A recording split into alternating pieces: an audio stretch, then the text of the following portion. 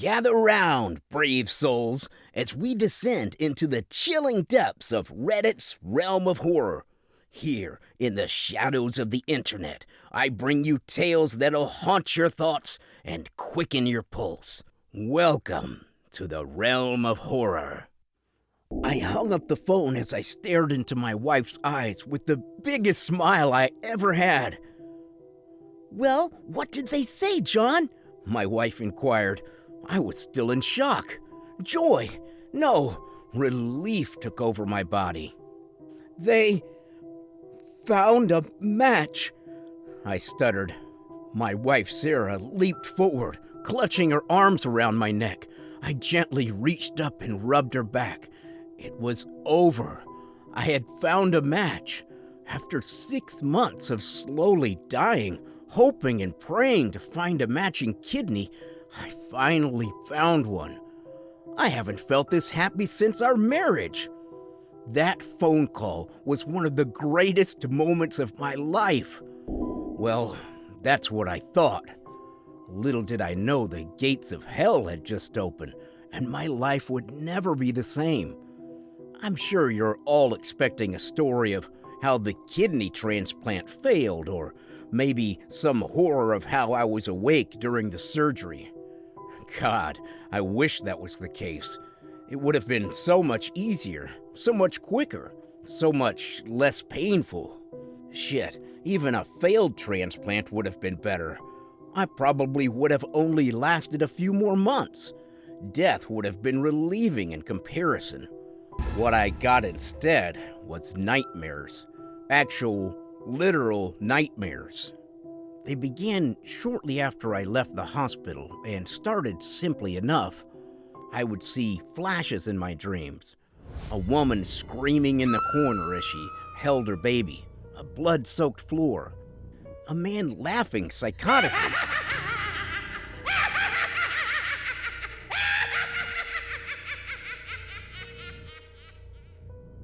The sound of knives sharpening. And, briefly, the glimpse of a man strapped to a chair with black tape over his mouth, eyes bulging in horror as he witnessed a violent murder. There was little meaning to them, and there was no cohesion to the dreams. It was just glimpsed. They were different, though, than any other dreams I had. They were short flashes like that of a slideshow, but they were incredibly vivid. I could describe in detail what the woman looked like and what she wore. I could hear her voice shrieking in terror. I could picture the blood on the floor and the man strapped to a chair as if I had just seen them in person.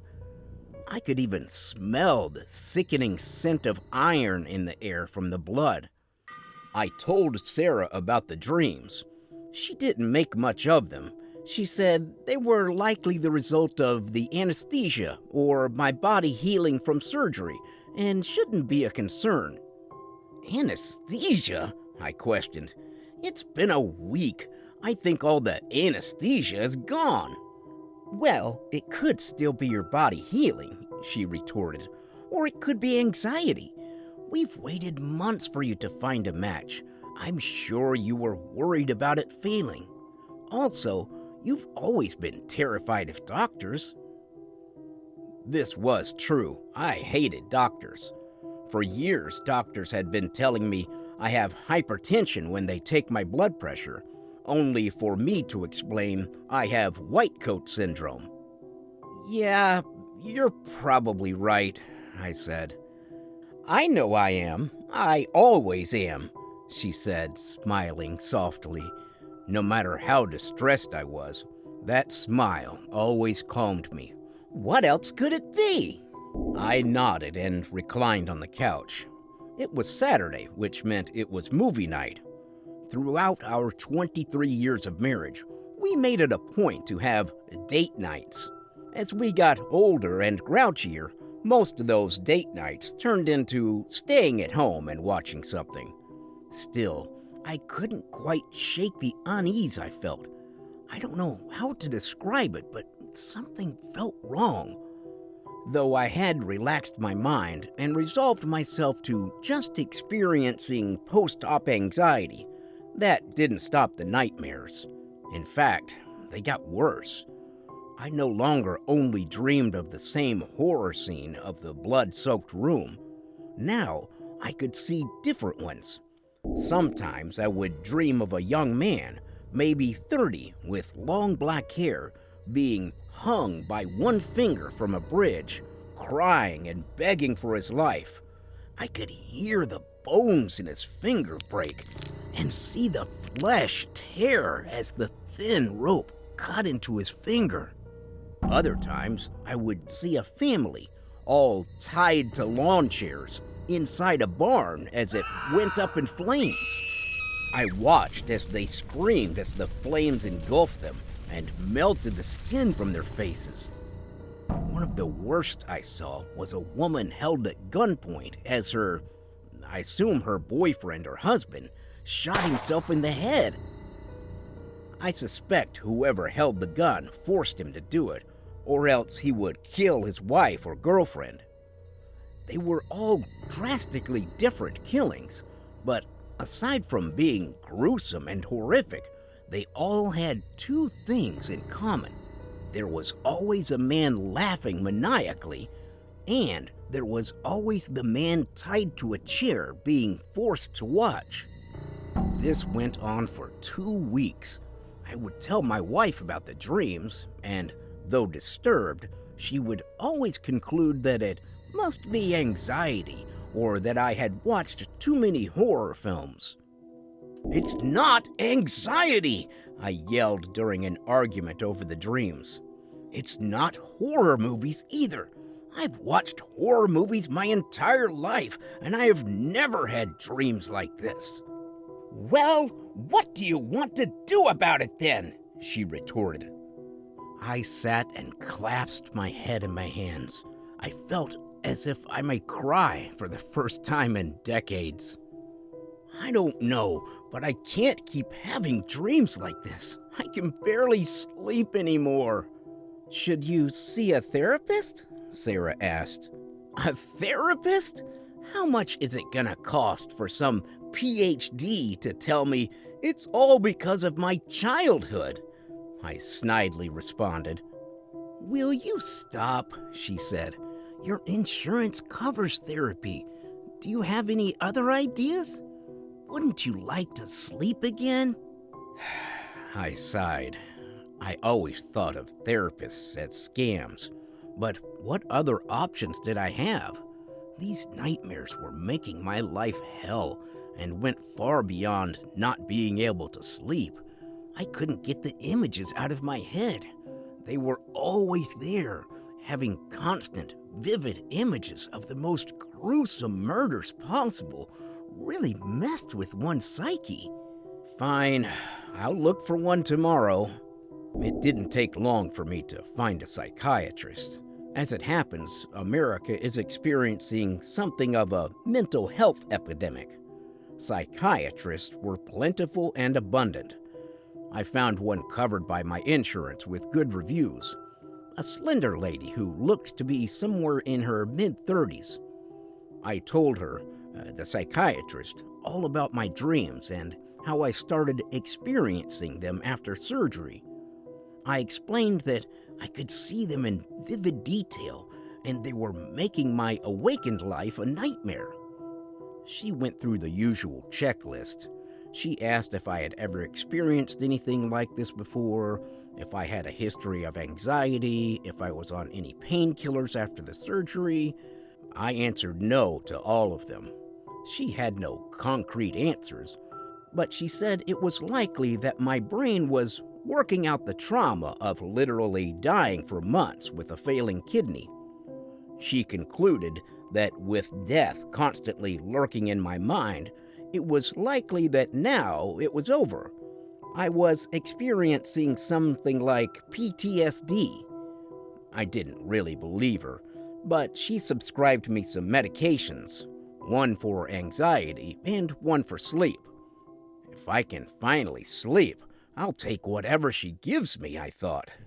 As it turns out, the meds did nothing. Well, actually, I guess they did, because the nightmares only got worse.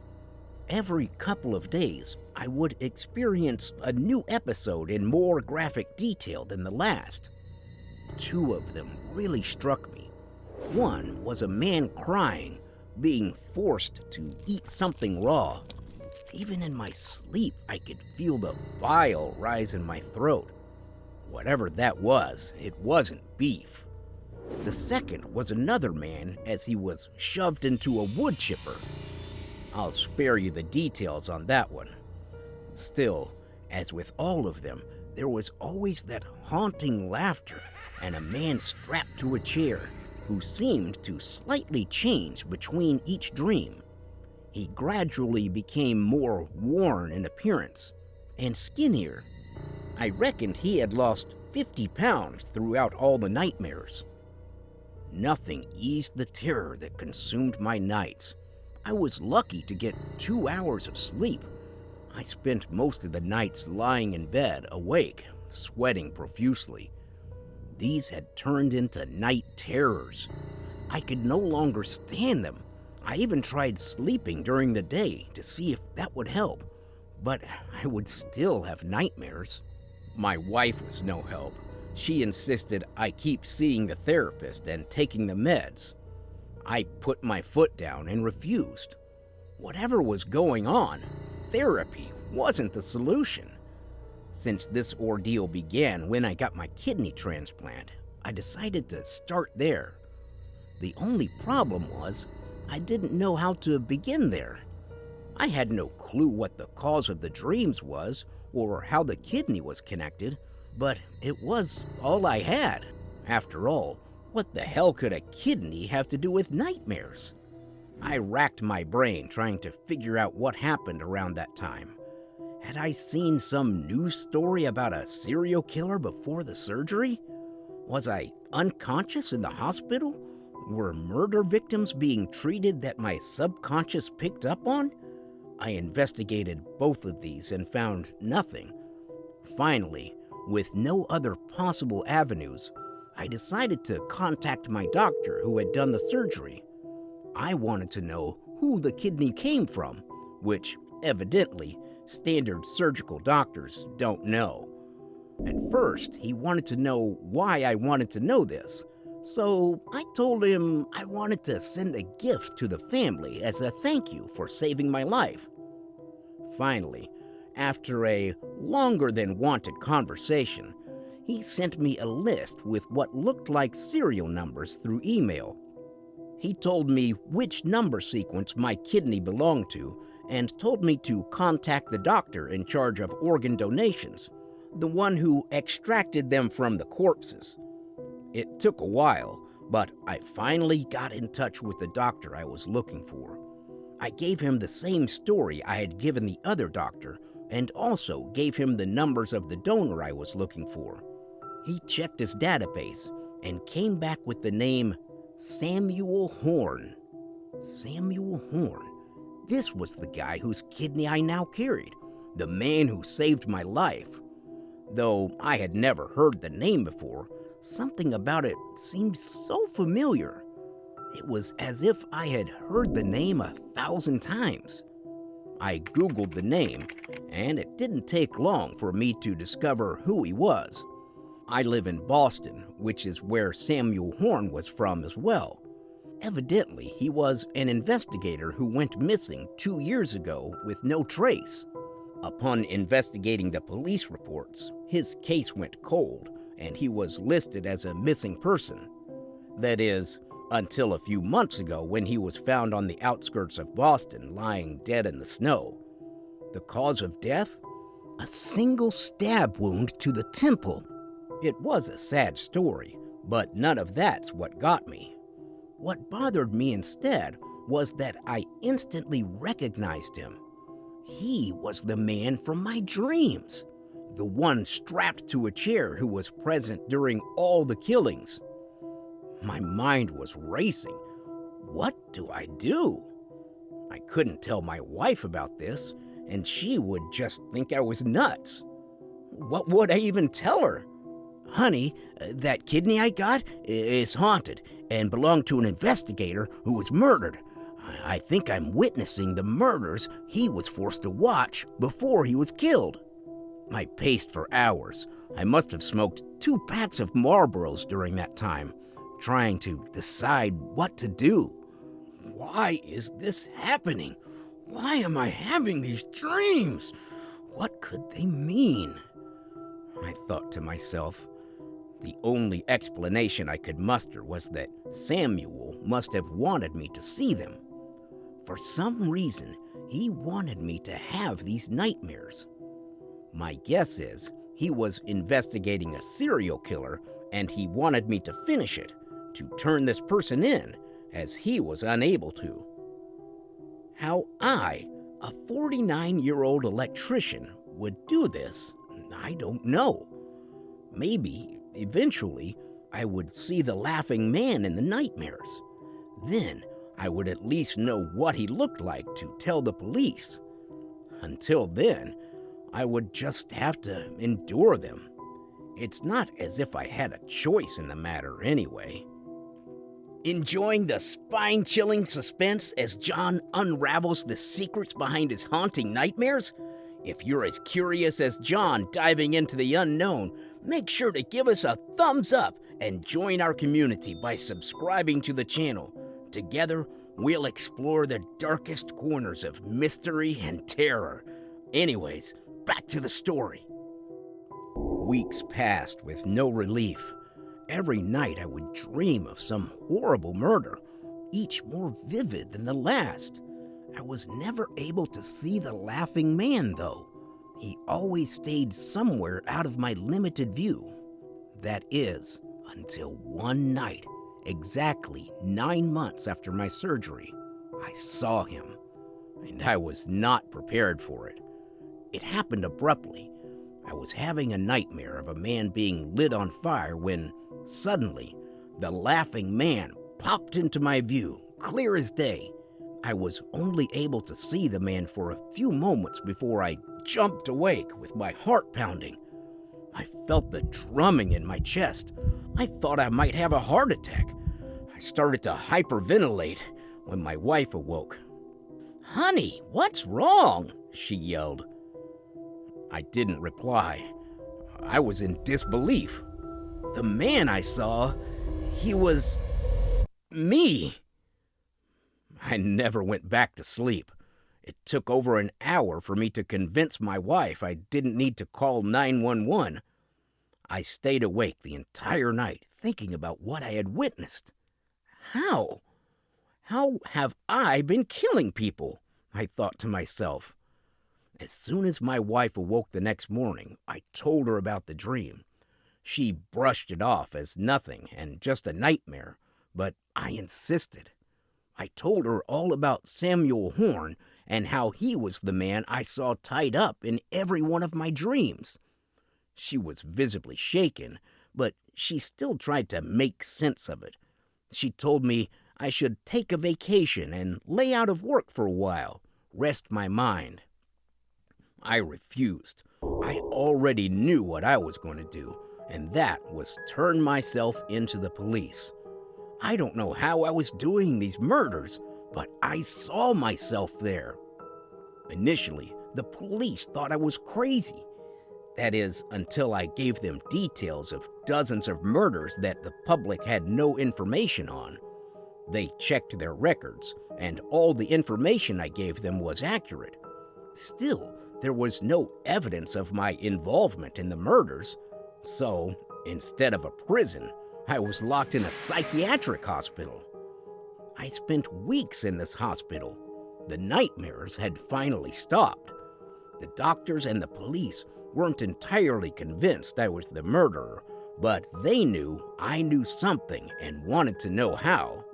I told them it was my dream, which nobody took seriously.